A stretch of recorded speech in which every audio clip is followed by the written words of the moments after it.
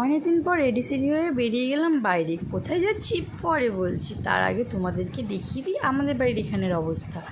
আমাদের বাড়ির এখানে চারিদিকে জল হয়ে গেছে, অনেক দিন কোথাও বেরোনো হয়নি।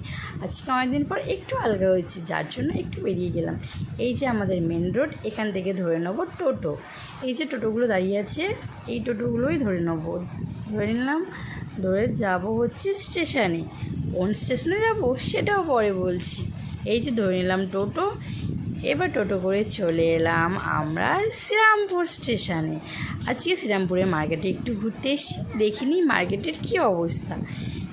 মার্কেটিং ভালোই অবস্থা আছে এখানে, চারিদিকে জামা কাপড় ভীষণ কালেকশান উঠেছে বছর। কিন্তু আমি এখানে বেশি ফ্রেন্ডস ভিডিও করতে পারিনি, কারণ আমার কিছু লোকের সঙ্গে দেখা হয়ে গেছিলো, ওই জন্য আমি এখানে ভিডিও করতে সেরকম করে পারিনি। নেক্সট টাইম আবার যাব, আবার গিয়ে তোমাদেরকে ভালো করে ভিডিও দেখিয়ে দেবো। এখানে মেয়েদের কালেকশান তো প্রচণ্ড আছে, ছেলেদের কালেকশানও প্রচুর আছে।